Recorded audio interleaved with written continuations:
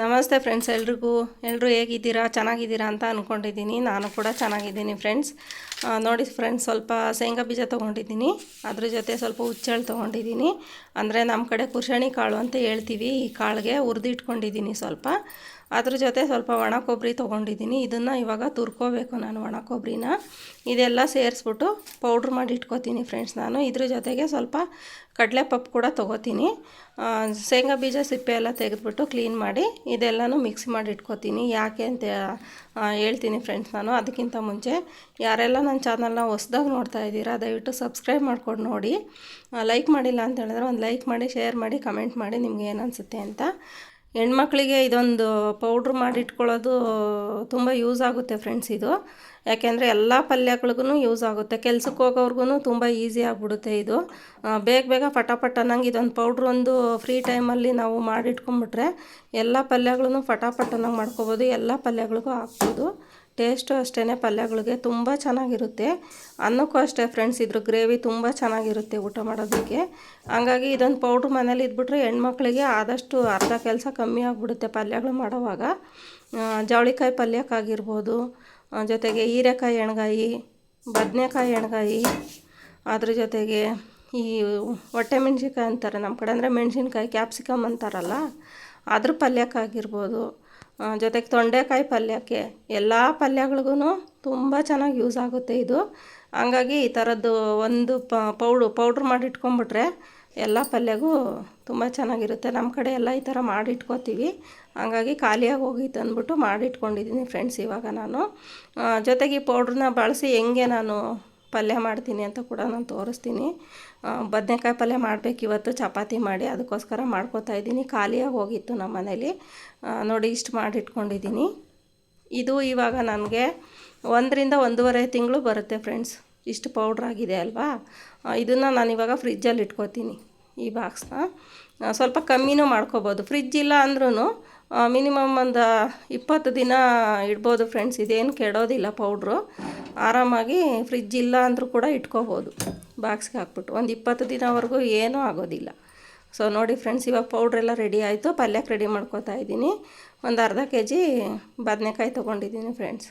ಬದನೆಕಾಯಿ ಕಟ್ ಮಾಡಿಬಿಟ್ಟು ನೀರಿಗೆ ಹಾಕಿ ಇಟ್ಕೋತೀನಿ ನಾನು. ಅಷ್ಟರಲ್ಲಿ ಖಾರಕ್ಕೆಲ್ಲ ರೆಡಿ ಮಾಡ್ಕೋತೀನಿ ನೋಡಿ. ಗ್ರೇವಿಗೆ ಸ್ವಲ್ಪ ಬೆಳ್ಳುಳ್ಳಿ, ಅದ್ರ ಜೊತೆ ಸ್ವಲ್ಪ ಈರುಳ್ಳಿ ಹಾಕೋತಾ ಇದ್ದೀನಿ.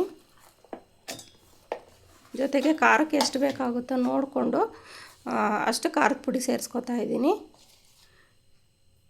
ಅದ್ರ ಜೊತೆ ಸ್ವಲ್ಪ ಅಂದರೆ ಸ್ವಲ್ಪ ಅರಿಶಿಣ ಪುಡಿ, ಒಂದು ಚಮಚ, 1.5 ಚಮಚ ಧನಿಯಾ ಪುಡಿ ಸೇರಿಸ್ಕೊತೀನಿ. ಇದ್ರ ಜೊತೆಗೆ ನಾವೇನು ಇವಾಗ ಪುಡಿ ರೆಡಿ ಮಾಡ್ಕೊಂಡಿದ್ದೀನಿ ಅಲ್ವ ಪೌಡ್ರು, ಅದನ್ನು ಒಂದು 2 ಹಿಡಿಯೋಷ್ಟು ಹಾಕೋತೀನಿ ಫ್ರೆಂಡ್ಸ್. ನೋಡಿ ಇಷ್ಟು ಹಾಕ್ಕೊಂಡ್ರೆ ಸಾಕಾಗುತ್ತೆ. ಇದು ಜಾಸ್ತಿ ಏನು ರುಬ್ಬೋ ಅವಶ್ಯಕತೆ ಇಲ್ಲ. ಅದ್ರ ಜೊತೆ ಸ್ವಲ್ಪ ಉಪ್ಪು ಹಾಕ್ಕೊಂಡಿದ್ದೀನಿ, ಸ್ವಲ್ಪ ಕೊತ್ತಂಬರಿ ಸೊಪ್ಪು, ಇಷ್ಟೇ ಫ್ರೆಂಡ್ಸ್. ಇದನ್ನು ಹಾಕ್ಕೊಂಡು ಸ್ವಲ್ಪ ರುಬ್ಕೋತೀನಿ. ತರಿಯಾಗೇನು ರುಬ್ಕೋತೀನಿ, ಜಾಸ್ತಿ ಏನು ನೈಸಾಗಿ ರುಬ್ಕೊಳ್ಳೋದಿಲ್ಲ. ನೋಡಿ ಇವಾಗ ಟೊಮೆಟೊ ಸೇರಿಸ್ಕೋತೀನಿ. ಟೊಮೆಟೊ ಸೇರಿಸ್ಕೊಂಡು ರುಬ್ಕೊಂಡು ಕಟ್ ಮಾಡಿ ಇಟ್ಕೊಂಡಿರೋಂಥ ಬದನೆಕಾಯಿ ಇದ್ದಾವಲ್ಲ ಅವಕ್ಕೆ ಹಚ್ಕೋತೀನಿ. ಅಂದರೆ ಜಾಸ್ತಿ ಏನು ಹಚ್ಚೋದಿಲ್ಲ ಫ್ರೆಂಡ್ಸ್, ಯಾಕೆಂದರೆ ಒಗ್ಗರಣೆ ಮಾಡಿದಾಗ ತಳ ಹಿಡಿದ್ಬಿಡುತ್ತೆ ಜಾಸ್ತಿ ಹಚ್ಚಿದ್ರೆ.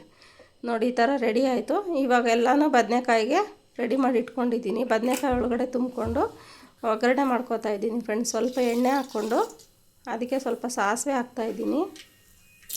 ಇವಾಗ ಸ್ವಲ್ಪ ಈರುಳ್ಳಿ, ಜೊತೆಗೆ ಸ್ವಲ್ಪ ಕೊತ್ತಂಬರಿ ಸೊಪ್ಪು ಹಾಕ್ಕೊಂಡು ಸ್ವಲ್ಪ ಫ್ರೈ ಆದಮೇಲೆ, ಕೊತ್ತಂಬರಿ ಸೊಪ್ಪಲ್ಲ, ಕರ್ಬೇವಿನ ಸೊಪ್ಪು ಹಾಕ್ಕೋತಾ ಇದ್ದೀನಿ. ಕರ್ಬೇವಿನ ಸೊಪ್ಪು ಹಾಕ್ಕೊಂಡು ಚೆನ್ನಾಗಿ ಫ್ರೈ ಆಗ್ತಾಯಿದೆ. ಇವಾಗ ನಾನು ಟೊಮೆಟೊ ಸೇರಿಸ್ಕೊತಾ ಇದ್ದೀನಿ. ಇದೆಲ್ಲನೂ ಚೆನ್ನಾಗಿ ಫ್ರೈ ಆದಮೇಲೆ 4 ಹೋಳು ಮಾಡಿಕೊಂಡು ತುಂಬಿಟ್ಕೊಂಡಿದ್ದೀನಿ ಆಲ್ರೆಡಿ ನೋಡಿ. ಇವಾಗ ಇದನ್ನು ಜಾಸ್ತಿ ಏನು ತುಂಬಿಟ್ಕೊಂಡಿಲ್ಲ, ಯಾಕೆಂದರೆ ತಳ ಹಿಡಿದ್ಬಿಡುತ್ತೆ ಅಲ್ವಾ, ಅದಕ್ಕೋಸ್ಕರ ಸ್ವಲ್ಪ ತುಂಬಿಸಿಟ್ಕೊಂಡಿದ್ದೀನಿ. ಗ್ರೇವಿ ಆಮೇಲೆ ಹಾಕ್ತೀನಿ ಫ್ರೆಂಡ್ಸ್. ಬದನೆಕಾಯಿನ ಸ್ವಲ್ಪ ಎಣ್ಣೆಯಲ್ಲಿ ಚೆನ್ನಾಗಿ ಫ್ರೈ ಮಾಡ್ಕೊತೀನಿ. ಒಂದು ಅರ್ಧ ಭಾಗ ಬೆಂದ ಮೇಲೆ ಆಮೇಲೆ ನಾನು ಉಳಿದಿರೋ ಗ್ರೇವಿನ ಸೇರಿಸ್ಕೊತೀನಿ. ರುಬ್ಬಿಟ್ಕೊಂಡಿದ್ದೀನಲ್ಲ ಉಳಿದಿರೋದು, ಅದನ್ನು ಆಮೇಲೆ ಸೇರಿಸ್ಕೊತೀನಿ. ಇದು ಎಣ್ಣೆನಲ್ಲೆಲ್ಲ ಚೆನ್ನಾಗಿ ಫ್ರೈ ಆದಮೇಲೆ ಇವಾಗ ಮುಚ್ಚಿಟ್ಬಿಟ್ಟು ಸ್ವಲ್ಪ ಬೇಯಿಸ್ಕೊಂಡಿದ್ದೀನಿ. ನೋಡಿ ಇಷ್ಟು ಬೆಂದಿದೆ. ಬೇಗನೆ ಆಗೋಗುತ್ತೆ ಫ್ರೆಂಡ್ಸ್. ಇದೊಂದು ಪೌಡ್ರ್ ಇದ್ಬಿಟ್ರೆ ಬೇಗ ರೆಡಿ ಮಾಡ್ಕೋಬೋದು. ಕೆಲ್ಸಕ್ಕೆ ಹೋಗೋರಿಗೆ, ಅರ್ಜೆಂಟಾಗಿ ಅಡುಗೆ ಮಾಡ್ಕೊಳ್ಳೋರಿಗೆ ತುಂಬಾ ಯೂಸ್ ಆಗುತ್ತೆ ಇದೊಂದು ಪೌಡ್ರ್ ಇದ್ದರೆ. ನೋಡಿ ಫ್ರೆಂಡ್ಸ್, ಇಷ್ಟು ಬೆಂದಿದೆ. ಇವಾಗ ನಾನು ಇದಕ್ಕೆ ಉಳಿದಿರೋ ಅಂಥ ಗ್ರೇವಿನ ಸೇರಿಸ್ಕೊಳ್ತೀನಿ. ಜೊತೆಗೆ ಬರೀ ಚಪಾತಿಗೆ ರೊಟ್ಟಿಗೆ ಸಾಕು ಅನ್ನೋರು ಗಟ್ಟಿ ಮಾಡ್ಕೋಬೋದು. ನಾನು ನಮ್ಮ ಮನೇಲಿ ಸ್ವಲ್ಪ ಇದ್ರದ್ದು ಗ್ರೇವಿ ನನ್ನ ಮಗ ಆಗಿರ್ಬೋದು, ನಮ್ಮ ಯಜಮಾನ್ರು ಅನ್ನಕ್ಕೆ ಹಾಕ್ಕೊಂಡು ತಿನ್ನೋದಕ್ಕೆ ತುಂಬ ಇಷ್ಟಪಡ್ತಾರೆ. ಅದಕ್ಕೋಸ್ಕರ ನಾನು ಸ್ವಲ್ಪ ಈ ಕಡೆ ಗಟ್ಟಿನೂ ಅಲ್ಲ, ಈ ಕಡೆ ತೆಳ್ಳಗೂ ಅಲ್ಲ, ಒಂದು ಮೀಡಿಯಮಾಗಿ ಗ್ರೇವಿ ಮಾಡ್ಕೋತೀನಿ ನಾನು. ಯಾಕೆಂದರೆ ಅನ್ನಕ್ಕೆ ತುಂಬ ಚೆನ್ನಾಗಿರುತ್ತೆ ಇದು ಗ್ರೇವಿ. ಅದಕ್ಕೋಸ್ಕರ ಸ್ವಲ್ಪ ಅದಕ್ಕೆ ಎಷ್ಟು ಸಾಕು ಅಂದರೆ ಕುದೀತಾ ಗಟ್ಟಿ ಆಗಿಬಿಡುತ್ತೆ ಇದು. ಅದಕ್ಕೋಸ್ಕರ ಎಷ್ಟು ಬೇಕೋ ಅಷ್ಟು ನೀರು ಹಾಕ್ಕೊಂಡು ಕುದಿಯೋಕೆ ಇಟ್ಟಿದ್ದೀನಿ ನಾನು. ನೋಡಿ, ಚೆನ್ನಾಗಿ ಕುದೀತಾ ಇದೆ ಇವಾಗ. ಜಾಸ್ತಿ ಉರಿನೂ ಇಡಬಾರ್ದು. ಜಾಸ್ತಿ ಉರಿ ಇಟ್ಬಿಟ್ರೆ ತಳದಲ್ಲಿ ಎಲ್ಲ ಸೀದೋಗೋ ಚಾನ್ಸಸ್ ಇರುತ್ತೆ. ಪೌಡ್ರುಗಳು ಹಾಕಿರ್ತೀವಿ ಅಲ್ವಾ, ಅದಕ್ಕೆ ಕಮ್ಮಿ ಉರಿನಲ್ಲೇ ಬೇಯಿಸ್ಕೊತಾ ಇದ್ದೀನಿ. ತುಂಬ ಚೆನ್ನಾಗಿ ಬೆಂದಿದೆ. ಗ್ರೇವಿ ಮಾತ್ರ ಮಸ್ತಾಗಿರುತ್ತೆ. ಅನ್ನಕ್ಕೂ ಅಷ್ಟೇ ಸೂಪರಾಗಿರುತ್ತೆ. ರೊಟ್ಟಿ, ಚಪಾತಿ, ಅನ್ನ ಎಲ್ಲನೂ ತಿನ್ಬೋದು. ಅದ್ರ ಜೊತೆ ನಾನು ರೊಟ್ಟಿ ಆಲ್ರೆಡಿ ರೆಡಿ ಮಾಡಿ ಇಟ್ಕೊಂಡಿದ್ದೀನಿ. ಅಂದರೆ ಚಪಾತಿನೇ, ಬಟ್ ಡ್ರೈ ಚಪಾತಿ, ಎಣ್ಣೆ ಹಾಕೋದಿಲ್ಲ ಫ್ರೆಂಡ್ಸ್. ನಾನು ನೋಡ್ತಾ ಇರ್ಬೋದು, ಒಂದು ಕಡೆ ಚಪಾತಿ ರೆಡಿ ಆಯಿತು, ಇನ್ನೊಂದು ಕಡೆ ಪಲ್ಯ ಕೂಡ ರೆಡಿ ಆಯಿತು. ನೋಡಿ, ಈ ಥರ ಬಂದಿದೆ ಚಪಾತಿ ಮತ್ತು ಪಲ್ಯ, ಡ್ರೈ ಚಪಾತಿ. ಇವಾಗ ಊಟಕ್ಕೆ ಕೊಡಬೇಕು ಫ್ರೆಂಡ್ಸ್. So thank you. ಒಂದು ಸಲ ಟ್ರೈ ಮಾಡಿ, ತುಂಬ ಚೆನ್ನಾಗಿರುತ್ತೆ ಇದು ಗ್ರೇವಿ. Thank you friends. ಯಾರೆಲ್ಲ ಈ ವಿಡಿಯೋ ನೋಡ್ತಿದ್ದೀರಾ ಒಂದು ಲೈಕ್ ಮಾಡಿ.